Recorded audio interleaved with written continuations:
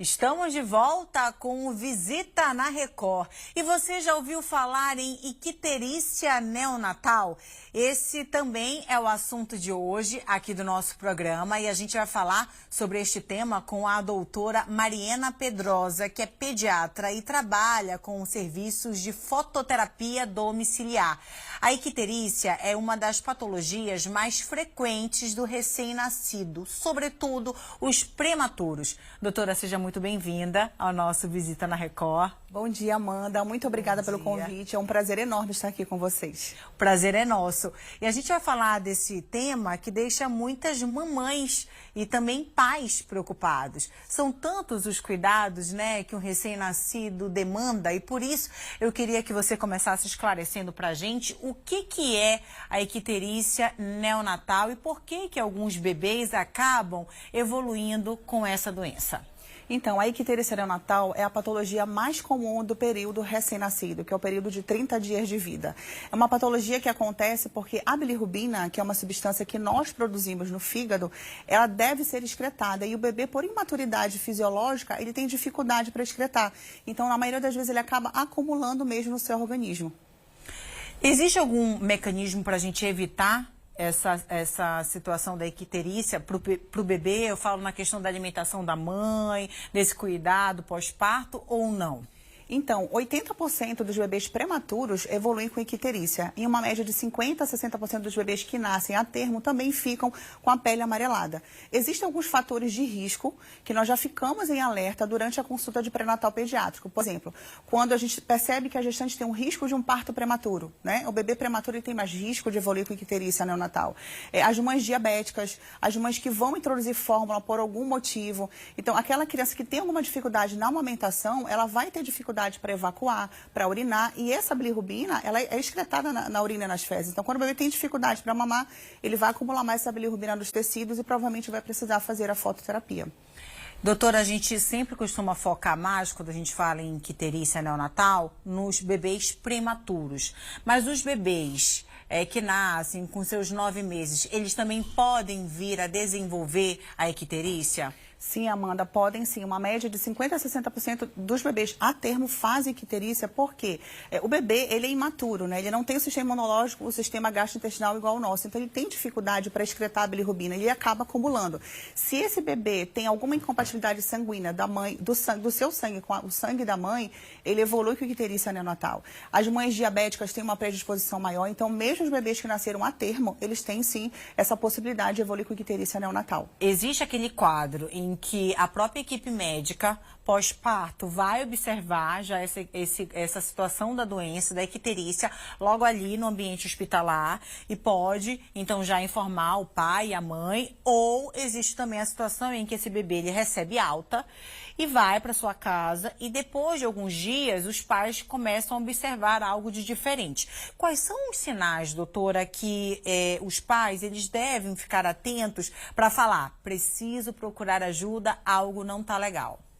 Então, a icterícia ela se manifesta pela cor amarelada da pele, dos olhos e da mucosa oral. Então, quando você perceber que seu bebê está ficando com uma cor diferente de quando ele nasceu, porque a icterícia fisiológica, Amanda, ela surge depois de 24 horas de vida, lá pelo segundo, terceiro, quarto dia de vida. Mas aquele bebê que no primeiro dia de vida já ficou amarelinho, isso é um sinal de uma icterícia patológica que provavelmente vai precisar de tratamento. E isso já pode ser detectado dentro do hospital. Mas se por acaso o seu bebê recebeu alta, estava tudo bem, e em casa você começou a perceber que a pele dele ficou amarelada, os olhinhos amarelados, procure imediatamente o seu pediatra para fazer uma avaliação, que na maioria das vezes a gente precisa sim fazer um exame de sangue para confirmar o nível da bilirrubina para assim poder indicar ou não o tratamento. Esse diagnóstico é feito através do exame de sangue? Não, nós fazemos o diagnóstico pelo exame físico, né? O pediatra avalia o bebê e percebe que ele está amarelinho. A icterícia, à medida que ela vai aumentando o acúmulo dela no sangue, você percebe primeiro o rosto amarelado, depois o peito, o abdômen, as perninhas e por último a palma da mão e a planta do pé. Então, conforme o nível do corpo que está sendo detectado amarelinho, a gente já tem uma noção de quanto está essa bilirrubina, mas a gente precisa confirmar com o exame de sangue para ter certeza se ele vai precisar ou não de tratamento. E aí, no caso de um bebê para outro, pode também ter essa diferença. O bebê pode apresentar ali só no corpinho, esse lado, essa característica mais amarelada, não necessariamente no olhinho. Então, em qualquer um desses sintomas, já procurar um médico. Sim, porque nem todos os casos vai precisar fazer o tratamento que é a fototerapia. Mas quem vai indicar ou não o tratamento é o médico, é o pediatra, que é o especialista da criança. Então, o seu bebê ficou amarelinho, na dúvida, já procura o seu médico, já procura o seu pediatra para fazer uma avaliação, para ver se vai ser realmente necessário o tratamento, porque às vezes não é necessário. E por que a icterícia neonatal ela pode ser tão perigosa? Então, Amanda, como nós falamos no começo, é a patologia mais comum do período neonatal. Se nós detectamos precocemente essa icterícia, conseguimos fazer o diagnóstico precoce e já iniciar o tratamento, que é muito simples, você evita sequelas maiores, porque o problema não é o amarelinho ficar acumulado na pele, o problema é quando ele começa a acumular no cérebro. E aí essa criança pode evoluir com lesão cerebral, ou seja, ela pode evoluir com kernícteros, que é uma patologia que deixa sequelas severas, inclusive a morte. Nossa, que grave. Sim. Agora, doutora, já partindo para essa parte, falamos muito da questão dos sintomas, dos sinais que os pais devem ficar em alerta. Como funciona o tratamento? O que é essa fototerapia para as pessoas entenderem? Então, existem alguns tratamentos para icterícia neonatal. E o principal deles, assim, 90% dos casos, é a fototerapia. A fototerapia é uma luz azul que nós colocamos em cima do bebê. O que essa luz azul faz?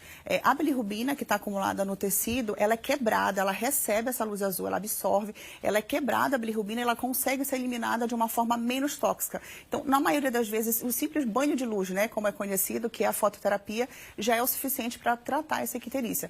Em raros casos, o bebê precisa ir para a UTI, para fazer outros tratamentos mais agressivos, mas na maioria das vezes, esse banho de luz já é o suficiente para tratar a icterícia. Quanto tempo, em média, a gente pode falar a duração de um tratamento como esse? Então, isso é muito relativo, né? Depende de quantas semanas de vida nasceu esse bebê, porque se ele é prematuro, ele vai ter mais dificuldade para excretar a bilirrubina. Depende do peso ao nascimento, depende se ele está conseguindo mamar na mãe ou não, depende de os dias que a gente detectou. Quanto antes a gente detecta, mais rápido a gente consegue iniciar o tratamento. E esse tratamento acaba sendo mais curto, mas assim, é muito relativo.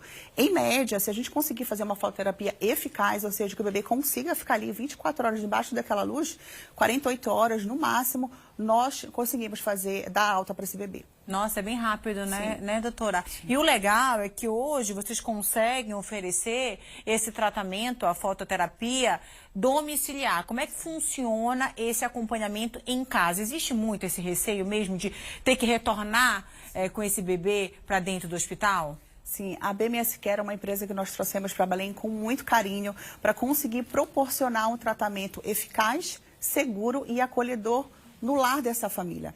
Nós que já tivemos filhos sabemos que nós não queremos voltar para o hospital em hipótese alguma. E hoje já é possível fazer o tratamento de icterícia neonatal em casa. Nós somos a única empresa que faz isso na região, viu, Amanda? Nós conseguimos levar o tratamento para dentro de casa e o bebê recebe todo o acompanhamento de uma equipe especializada com o tratamento da fototerapia dentro de casa e na maioria das vezes esse bebê responde muito bem, como eu falei para você, em 48 horas no máximo, 99% dos casos a gente consegue dar alta. E geralmente essa equipe ela é formada por quantas pessoas? Como funciona? Ainda tem a questão da comodidade, de você se deslocar para onde esse pai ou essa mãe quiserem esse atendimento, no horário que eles puderem atender vocês, tem também toda essa comodidade. Sim, nós sabemos que a doença ela não escolhe hora, né? E nem lugar. Então a nossa empresa funciona 24 horas. Quando o pai faz contato com a nossa empresa, falando, doutora, eu preciso do tratamento de fototerapia ou eu preciso de uma avaliação para saber se meu filho realmente precisa de fototerapia, nós temos uma equipe, eu sou a responsável técnica e nós temos a enfermeira, a doutora Eliade Camacho, que é a enfermeira obstetra, que me acompanha nesse serviço. Então nós detectamos que o bebê realmente precisa fazer fototerapia, esse aparelho é imediatamente instalado na sua casa, a enfermeira vai até lá, instala o aparelho e nós fazemos o acompanhamento diário dessa criança. Todos os dias nós fazemos uma visita e nós temos o acompanhamento remoto. Durante 24 horas a gente fica assessorando essa família para tirar as dúvidas, para dar orientações e para saber quando vai fazer o próximo exame para receber alta. Qual seria a principal diferença entre a fototerapia domiciliar que vocês oferecem hoje para aqueles tratamentos mais convencionais? Então, no hospital, o aparelho é o mesmo aparelho, nós utilizamos o mesmo aparelho do hospital. Mas a vantagem de você fazer em casa, porque acontece? A gente sempre explica, ó, o bebê precisa receber a luz no seu corpinho todo e ele precisa ter uma distância ali da luz. Então, não importa se você está amamentando, se você está deitada, se você está no sofá assistindo televisão, se seu bebê estiver ali no seu colo, mamando, ele pode receber o tratamento. O problema é que no hospital isso não é permitido. O bebê tem que ficar no berço e muitas vezes o bebê não quer ficar no berço porque ele quer ficar no colo da mãe, amamentando, isso não é permitido. Então acaba que esse bebê não consegue ficar muito tempo sob a luz e se ele ficar pouco tempo, ele vai demorar mais a ficar bom. Então em casa tem essa vantagem, a gente permite, claro, com orientação, né? Tudo é muito bem orientado, com segurança, a gente permite que esse bebê faça fototerapia em qualquer lugar da casa, no colo, na cama, no berço. Então ele quer colo, ele vem pro colo, ele quer mamar, ele mama. E aí ele pode continuar fazendo a fototerapia só tendo os devidos cuidados que nós orientamos. E respeitando também um pouco, né, claro, a rotina, né, daquela família, doutora, trazendo mais segurança, porque existe essa preocupação com possíveis infecções, uma vez que esse bebê precise voltar para dentro de um hospital. Sim, eu sempre falo, nós podemos morar numa casinha de palha, a nossa casa é o melhor lugar do mundo. Só de você conseguir levar o tratamento para dentro da casa dessa gestão, dessa puérpera, dessa família, isso traz tranquilidade para a família e as coisas fluem melhor.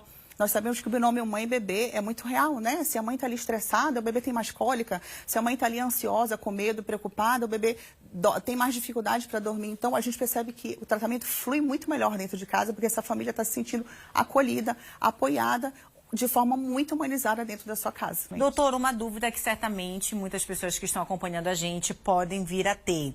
O uso dessa luz azul, no caso, né, esse tratamento de fototerapia, ele pode trazer algum efeito colateral para esse bebê?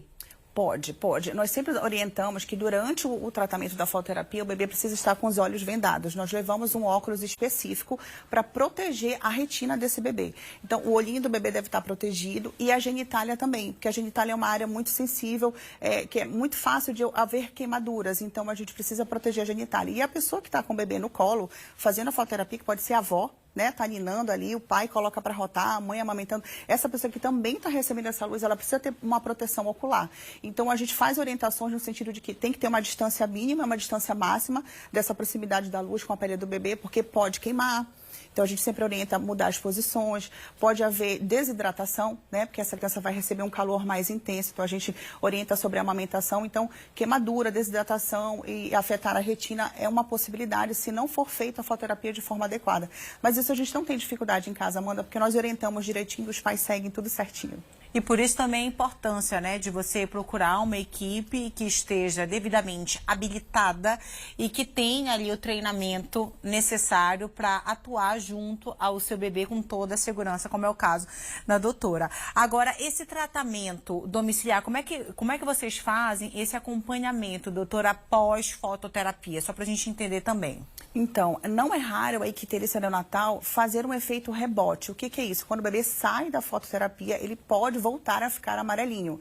Mas nem todos os bebês precisam retornar para a fototerapia. Então, a gente faz um acompanhamento assim, depois de 24, 48 horas, dependendo do caso, nós repetimos o exame de sangue para confirmar que essa bilirrubina continua baixando e que não precisa mais de fototerapia.